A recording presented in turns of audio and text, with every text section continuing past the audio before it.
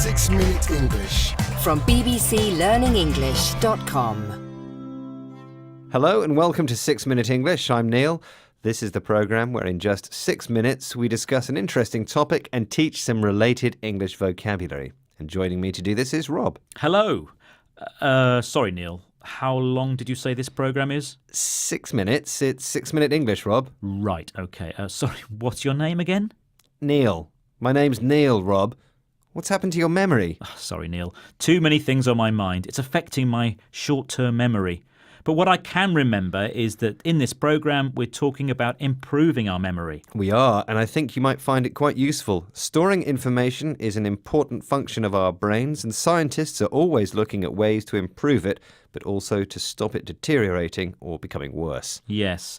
And we all know that memories, that's the noun for things we remember from the past, are nice to have, but also important for remembering who people are, where things are kept, and how things look. Soon we'll be discussing a new idea for improving your memory, but not before I've set today's quiz question.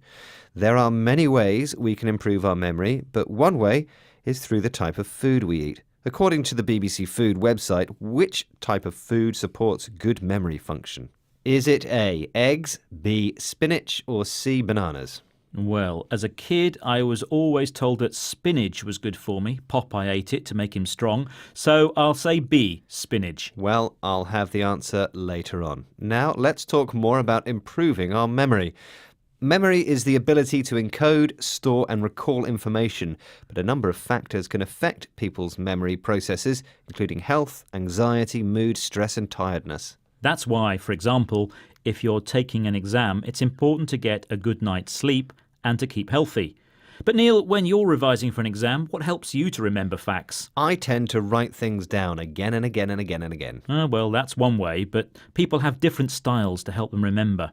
According to the BBC's I Wonder Guide, there are 3 different styles: visual, auditory and kinesthetic. That's learning by doing and practicing something over and over again. That sounds like me. But recently a new study has come up with a method that could possibly be the best way to improve your memory, and that's by drawing. Darryl O'Connor, who's Professor of Psychology at the University of Leeds, has been speaking about it on the BBC Radio 4 programme All in the Mind. See if you can work out why. The authors certainly argue that one of the things that happens is by drawing these particular objects, that it leads to this increased contextual representation of the object in one's mind. It makes a lot of intuitive sense, the idea that if you have encoded something in a greater level of detail, it's likely you're more likely to remember it. It's much stronger than just remembering, writing down the words. OK, so let's try to explain that. Drawing something leads to increased contextual representation of the object.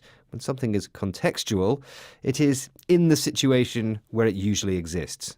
So, as you draw something, you're creating a picture in your mind about what it is, how you use it, and where it's used. I wonder if this means artists have good memories. Maybe. Darryl O'Connor says that when you draw, you are encoding something in a greater level of detail, more than you would by just writing things down. Encoding is changing information into a form that can be stored and later recalled. That's because, as you draw, you're thinking about different aspects of the object. He says it makes intuitive sense. Intuitive means it's based on feelings rather than facts or proof, so you just feel it's the best thing to do. Of course, this is just one more way to improve your memory. I have also heard that doing crossword puzzles and Sudoku can help, especially when you're older. Yes, as we get older, we can often have more difficulty retrieving information from our memory.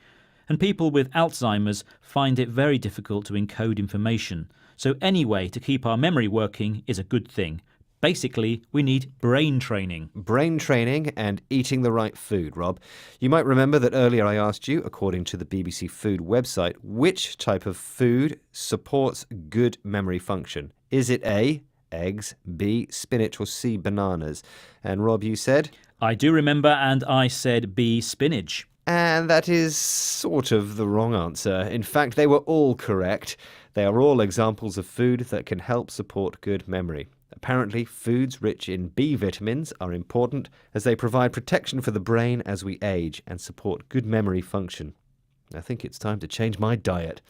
Now on to the vocabulary we looked at in this programme. So today we've been talking about our memory. We use our memory to remember things, and memories is the noun for things we remember from the past. Then we discussed a learning style known as kinesthetic. That is, learning by doing and practicing something over and over again. We heard from Professor Darrell O'Connor, who talked about contextual representation. When something is contextual, you see it in the situation where it usually exists. Next, we talked about encoding. That is, changing information into a form that can be stored and later recalled. And we mentioned intuitive sense. Having an intuitive sense means doing something based on feelings rather than facts or proof. So you just feel it's the best thing to do.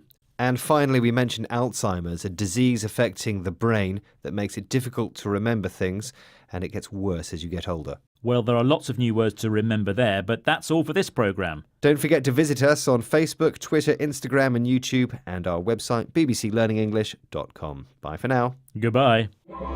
6 Minute English from the BBC.